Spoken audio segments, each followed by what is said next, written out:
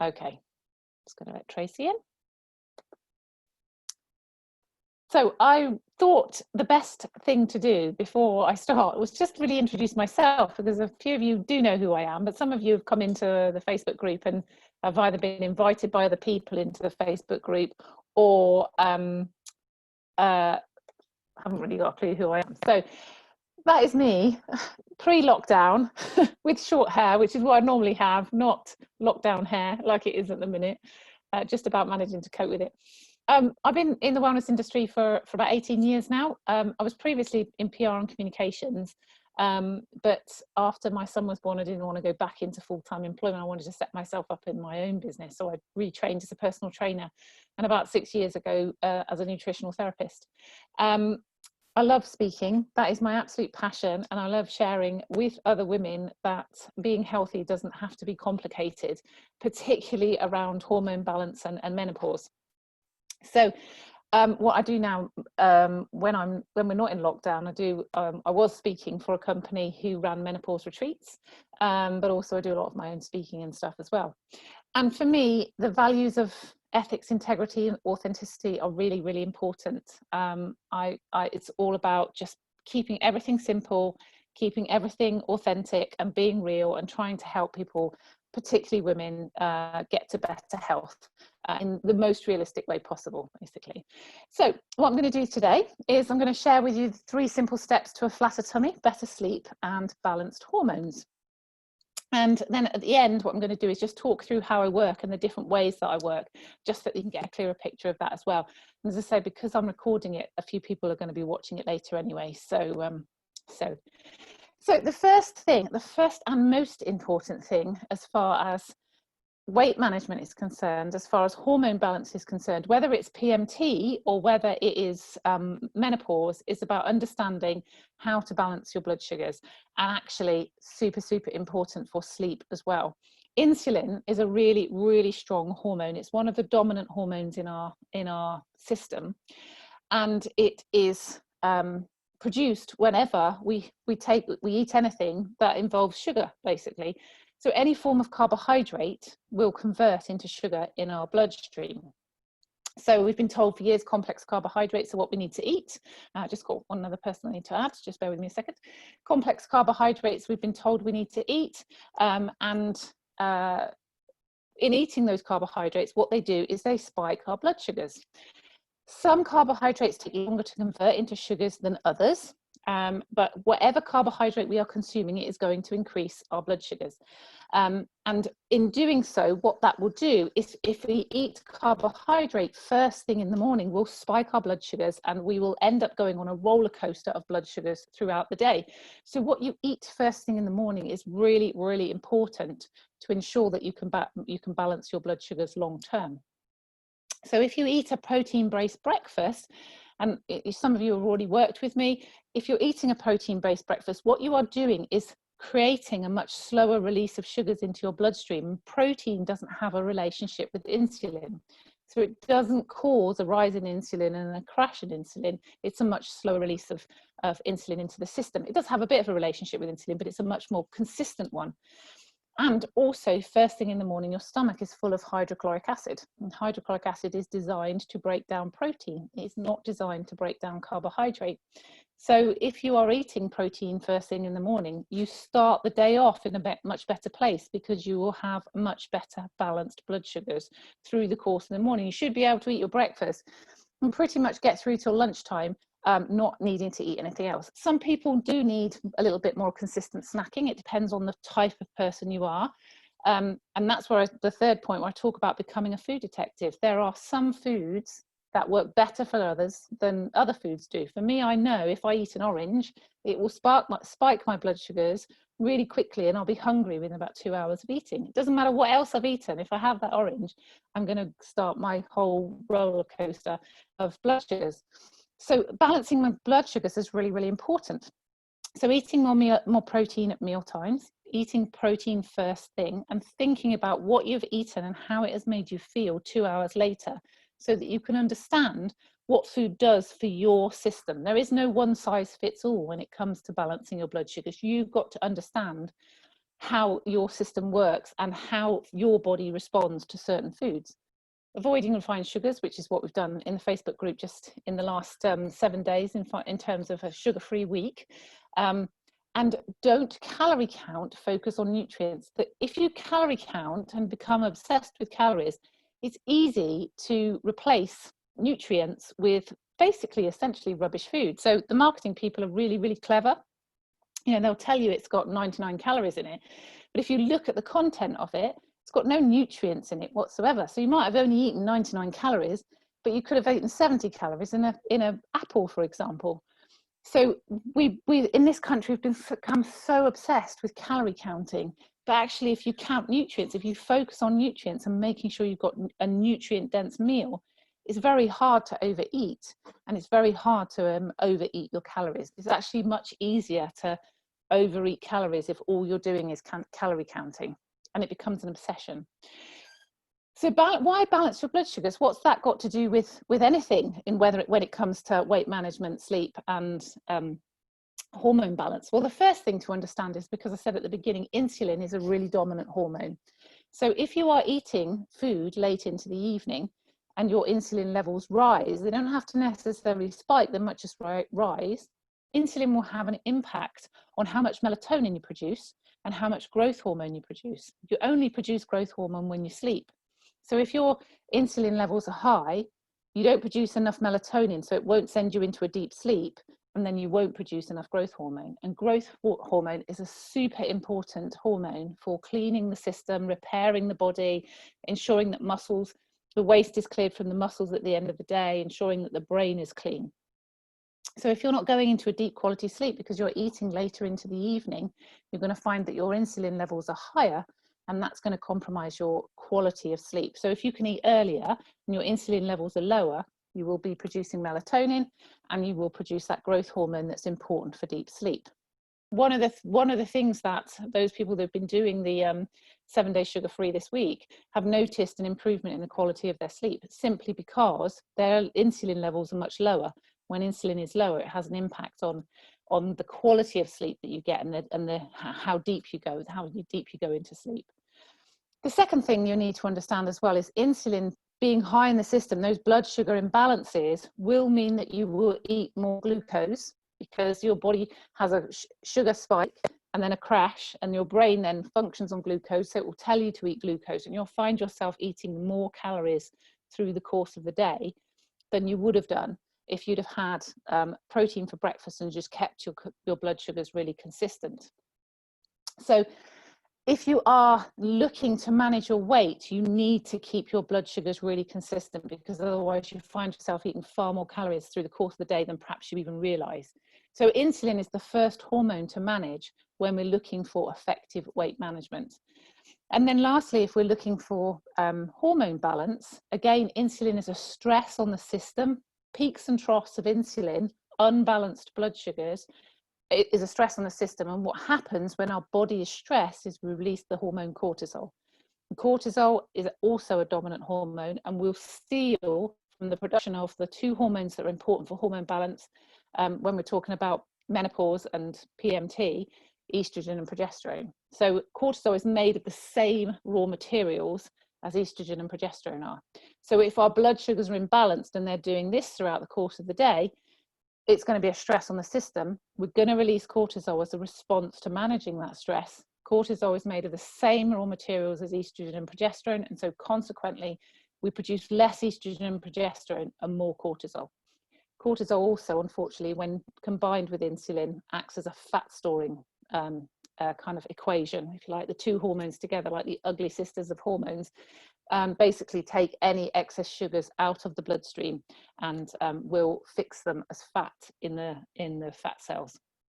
So insulin and cortisol, when they are together, are pretty nasty hormones, basically. So balancing your blood sugars means that you get rid of all that stress, you get rid of that undulating blood sugar balance, and which will mean that you produce less cortisol.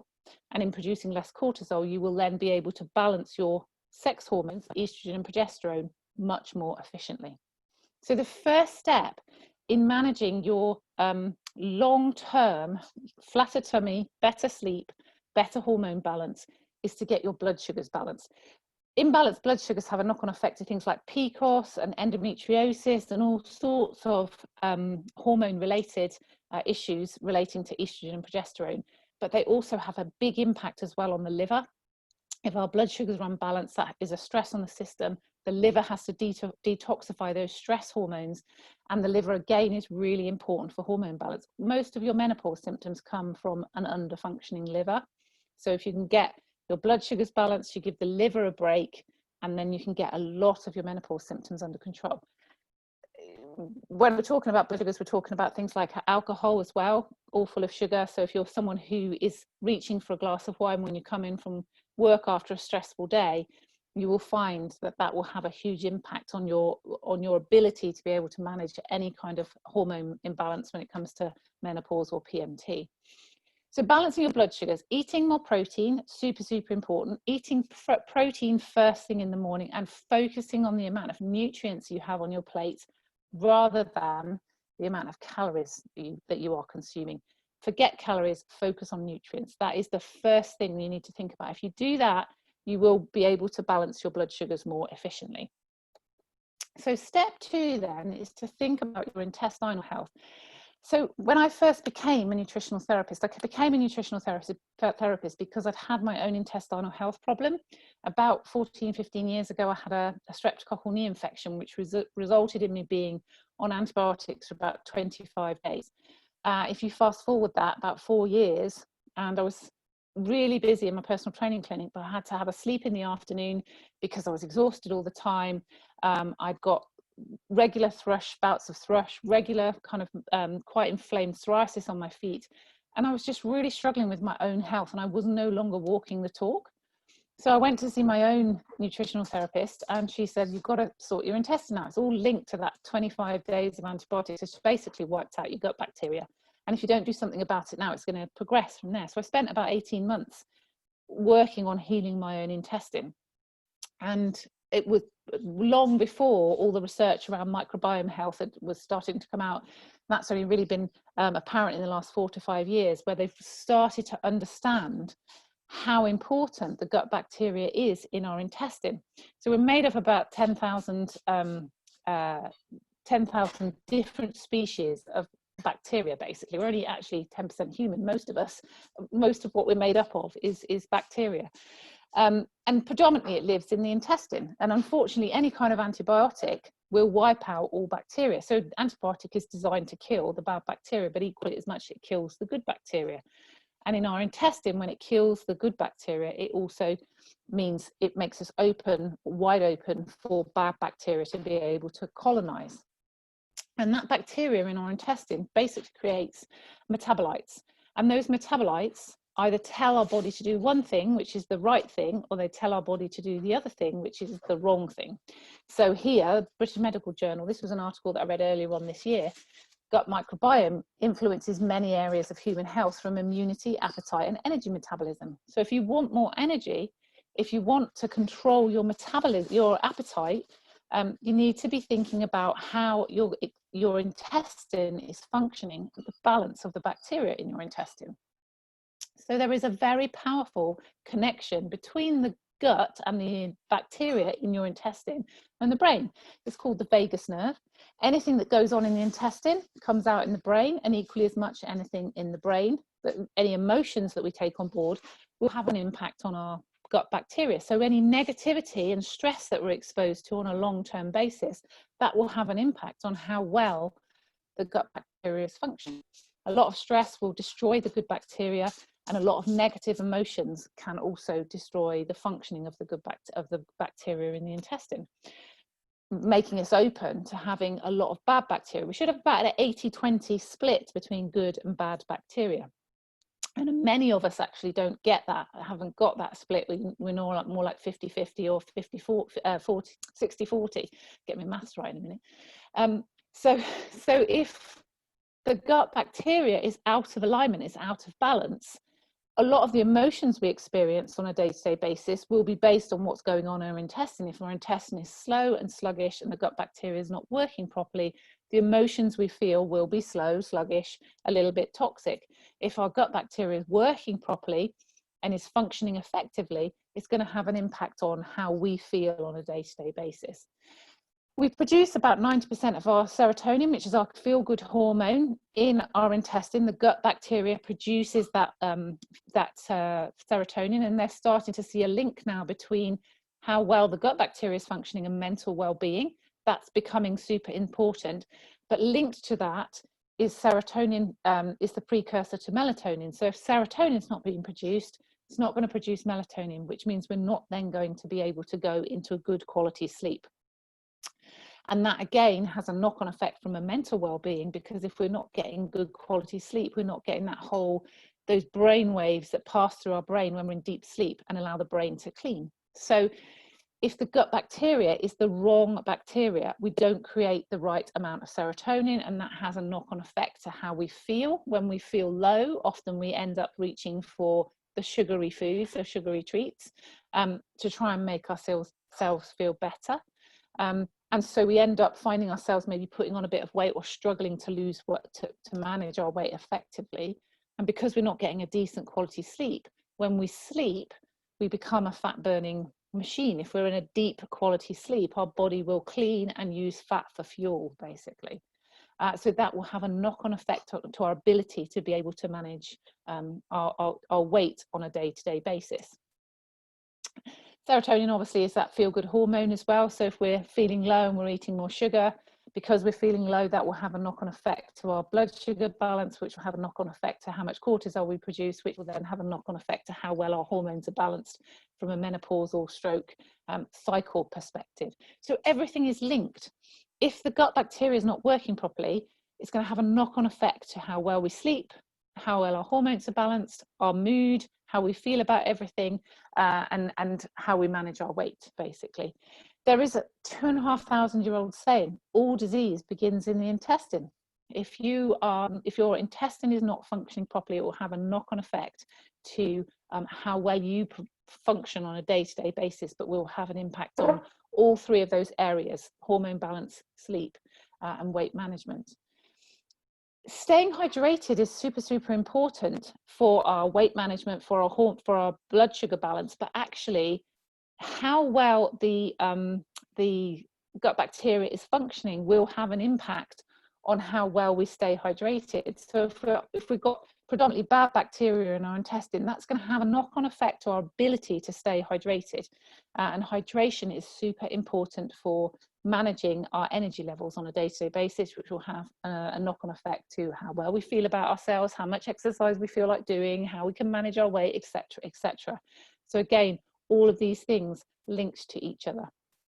And then reducing toxicity as well is really important, because toxins we're exposed to in the environment around us, whether it's the skincare that we put on our skin, whether it's toxins that we're exposed to in the food that we're consuming, that will all have an effect on how well the gut bacteria functions. More toxins will destroy the healthy balance of good to bad bacteria. So trying to reduce our exposure to toxicity is really important, but keeping our liver working properly will really help from reducing exposure to toxicity, because the liver needs to detoxify. We're exposed to toxins on a day-to-day basis anyway. We can't do anything about a lot of the toxins we're exposed to. We can take control of some of them. We can look at our skincare, and we can look at the types of foods that we're eating, but equally as much, you know, the air that we breathe, when we're drinking water, it's very hard to control the toxins we're exposed to. And those toxins, they will not only destroy the gut bacteria, but they basically start to break down the wall of the intestine. Toxicity will pass across that gut wall, and in doing so, the body has to deal with those toxins, and often what happens is the toxins will be taken to the fat cells for storage. So you end up creating a toxic waste dump, usually around the middle. So when we go into our menopause years, for example, because the liver is working overtime to try and deal with the changes in hormones, the liver can't cope with the fact that there's toxins in the system too. So its response is to send those toxins to the fat cells for storage. And a lot of times when I work with women and they say they've put on weight around the middle, they've put that weight around on the middle because their liver can't deal with the toxicity they're exposed to on a day-to-day basis. And so it just sends it to the fat cells for storage. And whilst we've got toxins in those fat cells, the body won't burn that fat. So it becomes a stubborn weight area, basically a toxic waste dump that's really difficult to get rid of. And it's not until we can clean that system, getting the liver working properly, and drawing those toxins out of those fat cells to flush them out of the system, can we start to see that weight management becoming more efficient. And those toxins actually as well can have a knock-on effect to things like headaches and migraines when we are struggling through our menopause years. It can have a knock-on effect to how well we sleep as well. If we're ending up taking more medication, puts more pressure on the liver. The liver keeps us awake at night if it's struggling and can't detoxify efficiently. So again, all of these things are all linked. And then managing our stress, as I said already, anything that we're exposed to consistently externally on a consistent basis will have an impact, because of that vagus nerve connection will have an impact on the cortisol, on the balance of bacteria in our intestine, because the cortisol will destroy the good bacteria. So managing stress with breathing and yoga and just getting out of the office and taking 5 minutes to be mindful and stuff is really, really important if we're going to manage weight management. I've got a lot of clients I work with that actually, when they're looking for better weight management, they think that what they've got to do is burn more calories, so exercise harder kind of thing. But actually, in reality, what we need to be thinking about doing is trying to reduce stress down in order to be able to get rid of the cortisol, which is that fat storing, fat blocking hormone that prevents us from burning weight effectively. And the microbes, the bacteria, as I said at the beginning, produce metabolites and enzymes that tell the body to do one thing or another. So if we've got a lot of bad bacteria, it'll be sending messages that aren't the right messages that the body needs to hear. And in particular, in relation to hormone balance, so there's a couple of enzymes that are produced that activate the right balance of estrogen and progesterone when we go through our menopause years. And those enzymes also prevent some of those toxins we're exposed to from being absorbed into the body. So if we've got more bad bacteria, we don't produce those enzymes. So we don't create the right protection essentially from toxicity, but also the right balance of hormones to be created to help manage our menopause more efficiently. So the gut bacteria, they've only just realized just how important it is, that intestinal health. And a lot of clients I work with have had, as a child, periods of antibiotics for whether it was tonsillitis or chest infections, ear infections. And even though that was a long, long time ago, gradually that bacteria has become less and less diverse. And over the years, little changes in health have happened that haven't really been noticed because they've just learned to live with it. And it's not until they get into their 40s and menopause starts to hit that some of those symptoms really become quite acute and they struggle to manage it. If your bacteria is not working properly and it's under functioning, it can have an impact on joint health as well. So particularly from a hormone balance point of view, lots of women report joint pain and inflammation of the joints, which can have a real, very strong impact on how well we feel about ourselves on a day-to-day basis. And all of that comes back to the gut bacteria not working properly and the body becoming essentially inflamed because it's trying to stop things passing across the gut wall that shouldn't be passing across. When we become inflamed, when we get inflammation in the system, what happens with inflammation is the body becomes very, very sensitive to toxins passing across the gut wall. In the way the body creates a barrier to that is it creates inflammation around the sort of break in the defenses. So any holes in the gut wall, the body will start to create inflammation around it to try and block that hole. The more holes that are created, the more leaky our gut is, essentially, the gut wall is, so the more inflammation forms. So trying to keep the right balance of gut bacteria is really, really important. It's really important for weight management because it's going to reduce the toxicity in the system and allow us to get rid of some of the toxins that are being stored in the fat cells. It's really important for hormone balance because of creating the right enzymes to mean that the right balance of progesterone and estrogen can be created. It's really important to help the liver work properly and get rid of toxicity out of the system. And it's really important for melatonin production. So if your gut's not working properly, unfortunately, you're always going to be on the back foot trying to move your health forward. Lots of women will go on a weight loss program and see some weight loss, but then as soon as they stop eating the really restricted calories, will end up putting the weight back on That's because their gut wall's not working properly, the gut bacteria is not working properly, and there's too much toxicity in the system. The body won't allow those toxins to spread. There's too much inflammation in the system, too much cortisol going on, so more fat fat storing. So all of these things are all linked to the health of the intestine. If I was to start, well, I do start, when I start with clients, they're always the first place I start with a client is to get their intestine working properly, because if it's not working properly, if your gut bacteria is not working properly, it's going to have a knock-on effect to the rest of your health, basically. That's saying all disease begins in the gut. It really genuinely does. So if you struggle with any of the following, IBS, reflux, tiredness, and just not feeling refreshed when you wake up the next morning, poor sleep, low energy, low mood, those are all signs that your gut bacteria is struggling to function effectively. Your gut is compromised, and you really need to focus on supporting that area of your health. And then the third step then is to improve your sleep.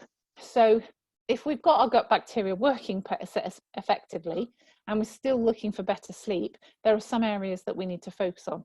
Sleep is the fifth pillar, basically. So you've got movement and mindset and nutrition and hydration as being kind of 4 key areas when we're looking to balance hormones, reduce weight, and get better sleep. But the sleep is that 5th pillar on its own, essentially, because there's now so much evidence to show just how important sleep is. We need 2 good quality sleep cycles at night. And in order to get those sleep cycles, we need to go through 2 first stages of stage 1 and 2, and then they go into stage 3 and 4, where the body is cleaning itself, all the muscles are cleaning. So someone struggling with fibromyalgia, for example, gets a lot of pain in their muscles, and the reason why they get a lot of pain in their muscles is because the body's become inefficient at cleaning the waste products out of the muscles, and that always links with poor sleep. So whenever I work with a fibromyalgia client, the first place I start is to improve their sleep. Before I look at anything else, we look at sleep so that we can start getting deep quality sleep with big kind of cleansing waves that pass through the body to get rid of all the waste in the muscles, to get the cardiovascular system working properly, and to get the brain working properly. So magnesium is a great nutrient for helping to send us to make us more relaxed. It has about 200 different functions to play across the body. And the more magnesium we have, the more we can relax and the more we can get into a deep sleep. And pretty much a member of the United Kingdom population is going to be magnesium deficient. I can guarantee you that, because we are no longer practicing the right farming techniques.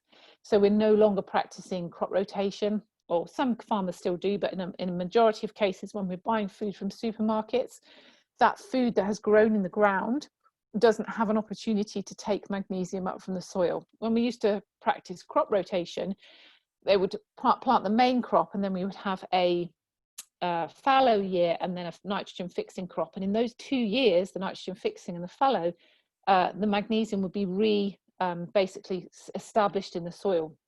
All the microbes in the soil would go through a number of different processes to create magnesium in the soil, that which when the main crop grew, so the main crop would grow, would take up the magnesium.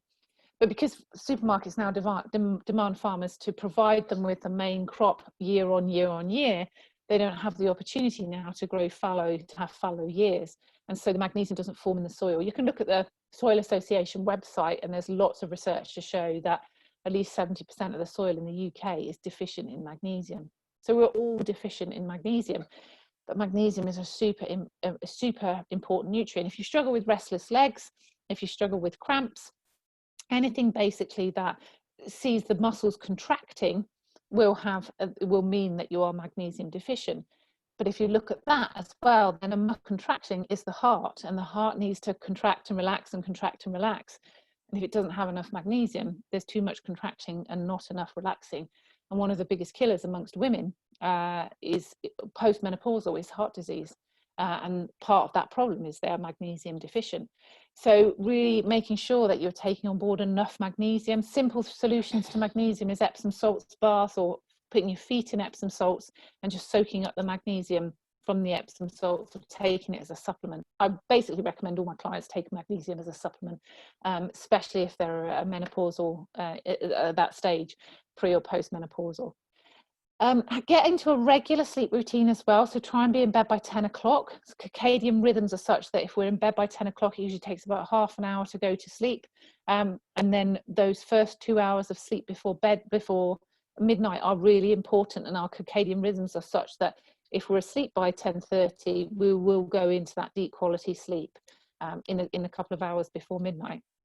Meditation and yoga and breathing techniques to relax the body and try and bring our cortisol levels down. So cortisol is, as I said, along with insulin, is a dominant hormone, and cortisol will block the production of melatonin if our cortisol levels are too high. So if we're still stressed into the evening, if we've been using tablets and phones that emit blue light, then they will basically hit the back of our eyes and tell us that it's daytime, and so our cortisol levels will rise, because naturally they should be higher during the day than they are in the evening. As cortisol level declines, so melatonin increases, and that means you will go into a decent sleep. If you're using tablets or phones late in the evening, that means that the blue light is still being emitted to the back of the eyes, and it means we're still struggling with our too high levels of cortisol. I apologize, my daughter's sitting behind me, she's got hiccups. I don't know if you can hear a slight hiccup in the sound as I'm talking, but anyway. So it's just making me smile slightly. Keep a window open, keep the room nice and cool as well. That's really important, because we should be about 2 degrees below what we would normally be body temperature wise during the day, so we can get too hot at night. If we get too hot, we've got too many layers on us, then that's gonna raise our core body temperature, which means it's going to disturb our sleep. So keeping a window open and keeping bed clothes more layered so that you can take things off as well is really important to allow that core body temperature to keep just below that 2 degrees below what it should be during the day. Lots of pre and probiotic foods. I've already explained about how important the intestine is for melatonin production. So pre and probiotic foods, prebiotic foods are anything green basically, and anything fibrous that will feed the good bacteria in the intestine and help it to keep populating and repopulating and flourishing and creating really nice populations within the intestine. And then probiotic foods, anything fermented. I'm sure you will have heard of kefir and kimchi and all of there are lots of stuff on the supermarket shelves now as well.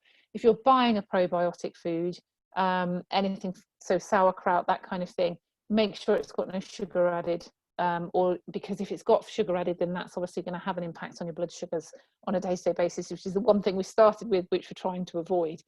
And then improving your liver function. So I've touched on this already in relation to the intestinal health, but basically Chinese medicine says that if you're waking between 1 and 3 in the morning, that is a sign that your liver is struggling. And the reason for this is because we detoxify through the night. So all of the toxins we've been exposed to during the day, the liver is clearing those out of the system. So that could be in the form of caffeine, it could be in the form of alcohol, it could be in the form of just pesticides on food, anything basically that the body is exposed to during the course of the day, the liver will detoxify through the night. It goes through two-stage process of detoxification. We need, for the first stage, lots of good quality proteins. So making sure that your meals are full of protein will really help with detoxification. So anything, basically all the plant proteins, if you're a fish eater, great, a little bit of white meat, that kind of thing, all great sources of protein to aid that first stage of detoxification. And then the second stage of detoxification needs lots of antioxidants. Antioxidants are found in anything green and dark, basically, so green foods again. And what those antioxidants do is basically neutralize the toxins that the body has cleared or liver's cleared and sends them out through the intestine. So having a diet that's full of good quality proteins and lots of dark leafy greens and dark fruits and vegetables, blueberries and all that kind of thing, will really help the liver to detoxify, and it will help the liver to detoxify through the night. One of the reasons why we come into a lighter phase of sleep when the liver is detoxifying is because it basically starts to demand the heart supports that detoxification process. If the liver can't do it itself, it draws on the heart and it speeds our heart rate up, which is why, again, lots of women in going through menopause will have kind of heart palpitations and things like that that wake them up through the night, and that is because the liver is struggling to function. So supporting the liver with lots of green foods, with lots of dark fruits, making sure you're doing what you can to avoid caffeine and alcohol, certainly alcohol in the evening, because it will have a huge impact on how well we sleep through the night. It will bring us into that lighter stage of sleep, which often results in us waking up and not being able to go back to sleep. So improving sleep, get into a good structure, try and eat early so that you've not got high levels of insulin. Increase the amount of magnesium that you're taking on board on a day-to-day basis through Epsom salts or supplementation. Bit of breathing, avoiding tablets and phones and stuff late into the night. Keep the room nice and cool, and make sure you're supporting your liver as best you can with lots of green foods, lots of dark foods, lots of pre and probiotic foods as well. Actually, the prebiotic foods, the fibrous foods, are really supportive to the liver as well, because they tend to all be green. So, and then thinking about eating a full range of nutrients. So vitamin D, you don't get a lot of vitamin D from food, but vitamin D is really important for hormone balance. The vitamin D and cholesterol are the two raw materials that the body uses in order to be able to produce the right balance of estrogen and progesterone. 20 minutes of sunshine on your skin with no sunblock or anything on at least once a day will just keep your vitamin D levels topped up. Unfortunately, in the UK, we have been really lucky in the last couple of months, but normally we don't normally get as much sunshine as we've been getting over the last couple of months, which means we don't store vitamin D effectively for the winter months, which is why lots of people feel a lot lower in January when we've had a period of time away from creating vitamin D. Zinc, really important for increasing energy. Shellfish is a good source of zinc, but equally as much you can get it in things like almonds and lentils, and don't have to necessarily be eating shellfish all the time to get a good source of zinc. But it's good for stomach acid as well, zinc is, but really good for energy. And if we've got more energy, we're more likely to manage our weight more effectively. B vitamins to reduce stress and to calm down and relax. B vitamins, all green foods pretty much have B vitamins in them, but just be careful of overcooking green food, because you can easily cook the B vitamins out of the green food. Lots of omega-3 fats. I talked about omega-3 fats on the live feed last week. Connecting the synapses in the brain, so making us feel better, lifting our mood, but also all of our cells basically are made of omega-3 fats. So making sure we've got lots of oily fish in our diet, again, lots of nuts and seeds, avocados, super important for good quality omega-3 fats. Vitamin C from all your citrus fruits, but all of your dark fruits as well, and broccoli, and all of the green foods. All of those foods have this really lovely balance of vitamins and minerals in. And then I've already mentioned pre and probiotic foods. So going back to, again, what I said, rather than counting calories, count nutrients. If your plate is full of colours and you've got a good palm-sized piece of protein, you're going to be going a long way to helping you manage your weight management, your hormone balance, and the quality of your sleep. I'm just talking to a client today who's just been following the program with me, and she was amazed at how easy it was to eat that way, with lots and lots of colours and some good quality protein on there, not feeling hungry, but actually managing to lose weight very efficiently without overdoing it as far as food is concerned. So 3 steps to a flatter tummy, better sleep, and balanced hormones. Make sure your blood sugars are nicely balanced. Get your gut bacteria working, your intestinal health working properly, and get that sleep routine sorted so that you can begin to get a better quality night's sleep. Now, one of the things I've noticed over the last 7 days with the detox, the sugar-free week, is that the accountability, the support has really helped people to stay on track. But equally as much, those that haven't stayed on track haven't been organised. 95% of the people who achieve success because they're accountable to somebody. And that's one of the reasons why I do what I do, is because I create that accountability for someone to make sure that they can achieve what it is they're looking to achieve. The support of the Facebook group, of the Keeping It Real Facebook group, keeps everyone motivated. And then just being organised is Really, really important. That saying, failing to plan is planning to fail, basically. So when you're looking to kind of improve your health and make some changes, it's about understanding what you need to be doing each week to make sure that there's no opportunity to go off, fall off the wagon, go off track, basically. So what I wanted to do is just tell you the 2 areas that I work in, just so you get a clearer picture of what I do and how I work, basically. So I have 2 focused areas. The first is my Pure 21 program, which is my 21-day full body reset, resets the intestine, gets the liver working properly, and you work with me one-to-one on that program. It's 21 days of cutting out the crap, caffeine, refined sugar, alcohol, and processed food, and anything beige. But as I say, can't fit beige into the crap analogy, so it just goes on the end there. Nourishing the body with targeted nutrients, so all the right nutrients to basically clean the liver, get the intestine working properly, get the cardiovascular system working properly to increase energy levels, to detoxify and get rid of all toxins in the system, and just get basically get the body working properly again. You're eating 3 proper meals a day. There is no meal replacements or anything like that. It's all focused on cleaning the whole system and getting you into the right regime to eat for long-term weight management, better sleep and better hormone balance. It's focused, it's short and sharp. It can be quite vicious, so I often don't work with people who have got a real chronic condition to begin with until we've made some changes, but it does get life-changing results, Pure 21. It's phenomenal. There's a couple of people on here who've already done it, and I know Ruth is going through it at the minute, but it does get incredible results, to the point where you kind of didn't realize just how bad you were before, and then when you come out the other side of it, you can't believe how much of an improvement you've made.